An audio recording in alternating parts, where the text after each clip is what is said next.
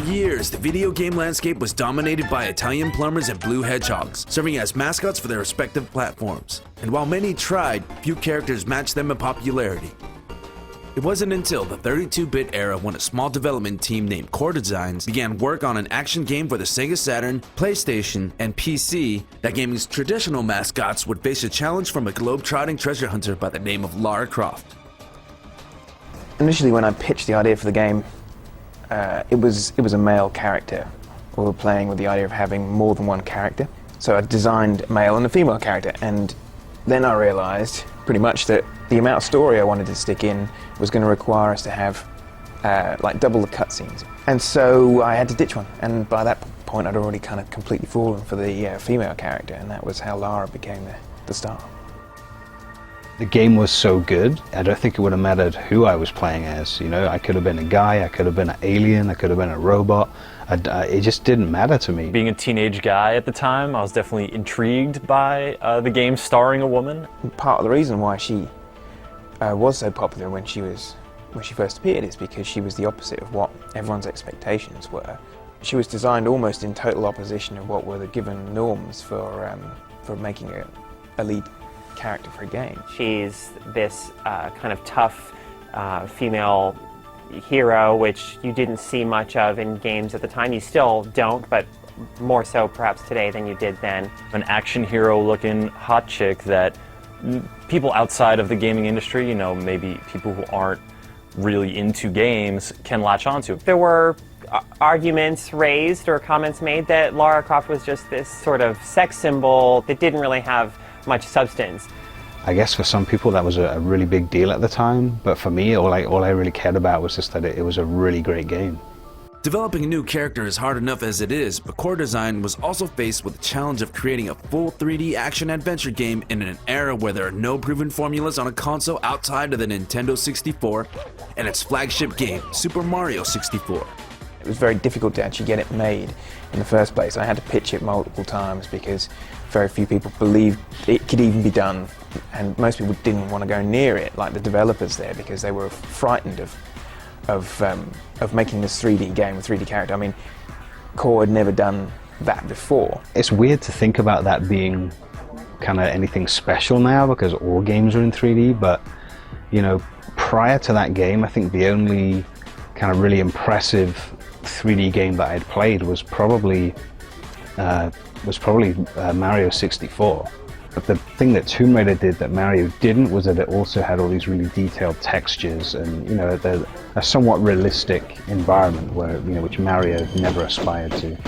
Upon its release in 1996 on the Sega Saturn and Sony PlayStation, Tomb Raider became an instant success with its mixture of gunplay and puzzle solving. I think Tomb Raider really deserved the level of kind of acclaim and just hype and discussion that it generated, because a lot of games had exploration as a major element, you know, even stuff like Zelda where you're going through dungeons and things like that. But what made Tomb Raider feel really different was the really physical way that your character, Lara Croft, interacted with the environment and needed to jump and climb and navigate the environment. And also just that she herself was this kind of tough, strong, female Indiana Jones type fortune hunter or treasure hunter as she was presented in the original Tomb Raider.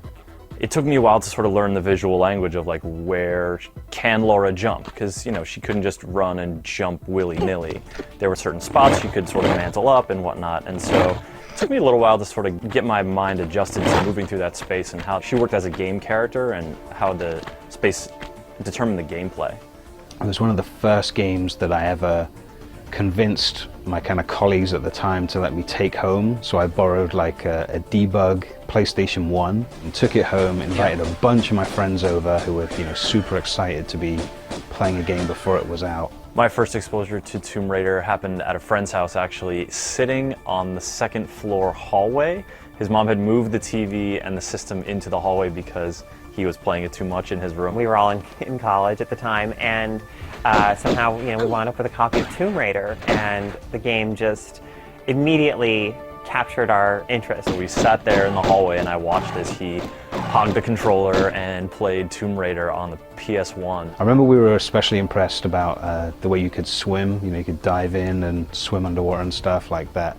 That was something we hadn't really seen. You fight a T-Rex, which at the time was really kind of traumatizing to me. Seeing this huge, monstrous creature, it made Lara seem so tiny, and her little dual-wielded pistols, which were a really cool weapon, made them feel almost like ineffective against this just massive creature. It really kind of shook me up.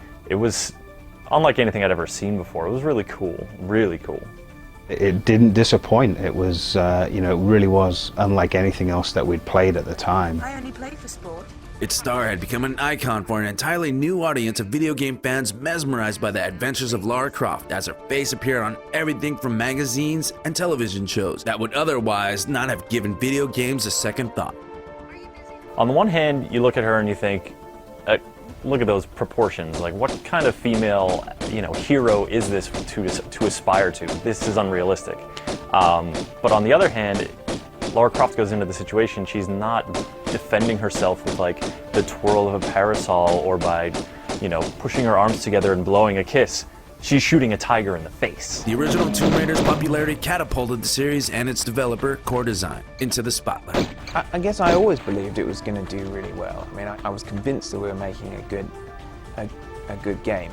I mean, a lot of the ways that the game was designed was sort of based on what were already classic games. And it was really just mixing those together with a new twist. And that was what Tomb Raider was. More importantly, it also helped solidify the PlayStation's position as a dominant console platform, not just from a consumer standpoint, but also from a developer point of view. The PlayStation version of Tomb Raider was much easier for the team to create as opposed to the Sega Saturn version, which proved difficult due to its complicated architecture.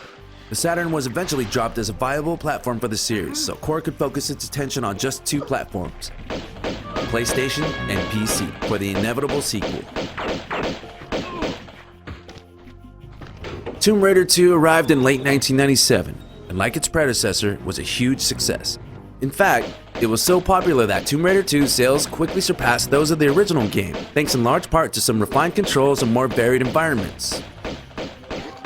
I think that Tomb Raider 2 kind of improved on the original by making better use of various locations around the world. It just gave the game more of a Indiana Jones globe-hopping adventure flavor. It was a really difficult game, and it's the kind of game where it didn't give you many clues as to always where to go and what to do. The gameplay, you know, wasn't drastically different, but it felt different because the game felt sort of somehow a lot less organic. You went to Venice and other, you know, exotic kind of locales. Instead of jumping around in caves and underground tombs and, you know, waterfalls and stuff, I think there were levels in, you know, just inside large buildings, and, you know, instead of rocky outcrops, maybe you're hanging from chandeliers and that kind of thing. There's one level in particular that I think anyone who's played Tomb Raider 2 probably remembers, and that's this huge opera house that just has the craziest, most unlikely architecture of any opera house, you know, in the world. Once again, Lara took center stage and continued serving as a mascot for a new generation of games. By the time the third Tomb Raider game was released, some cracks showed in the franchise's foundation, that each successive game was nearly identical to the last, outside of the story and locations involved. The two following games, Tomb Raider: The Last Revelation and Tomb Raider Chronicles, received similar criticism, but even despite Tomb Raider fatigue setting in, the series still remained popular. For the sixth game in the series, Core wanted to breathe new life into the franchise by not only incorporating popular elements from other action-adventure games at the time, but also a much richer story. As a result, Tomb Raider: Angel of Darkness was born. And while the game received some positive reaction for attempting to bring the Tomb Raider formula up to date, the game sadly still shared many of the control problems of its predecessor. You know, if I remember rightly, Angel of Darkness was the first one where I kind of felt like the Lara Croft phenomenon had got out of control. You know, I remember receiving a press release from Core Design in the UK, and the big kind of selling point for this press release, the thing they're trying to draw attention to, was just the fact that Lara had a bunch of new outfits. This is really not practical adventuring gear. Which made her kind of seem like a Barbie doll. For a little while, it seemed like like her chest was just getting bigger and bigger with each subsequent game. That kind of, I think, made it hard to appreciate her as a strong, heroic type, because it seemed like the developers were presenting her more as just this sex object. Lara wasn't always this curvy. She used to be a little bit more sharply contoured, I guess. Angel of Darkness ultimately failed to reinvigorate the franchise, and Core was eventually disbanded.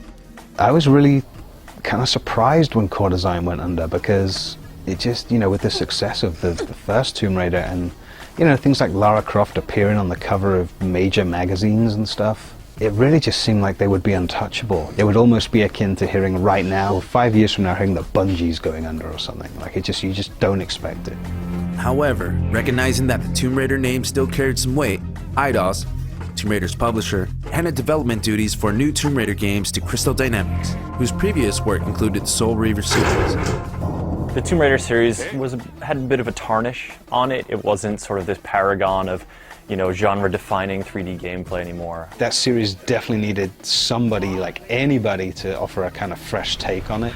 After an extended break, Tomb Raider returned with the Crystal Dynamics developed Tomb Raider Legend, which successfully brought the series back from the brink of extinction. The point where I started getting back into Tomb Raider and being excited by Tomb Raider again was when Legend came out. It was sort of a concerted effort to get back to the roots, present it in current generation graphics. Same concepts from the classic Tomb Raider games, but finally kind of advanced and modernized. After having played Prince of Persia, I was hoping, to be able to do maybe not, similarly acrobatic stuff in beautiful places, and I wasn't disappointed.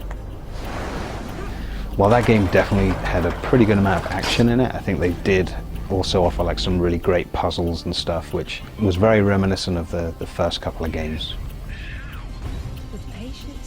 Crystal Dynamics would continue its work on Tomb Raider with 2 more games in the series, Tomb Raider Anniversary and Tomb Raider Underworld, both of which were met with some high praise from fans and critics alike.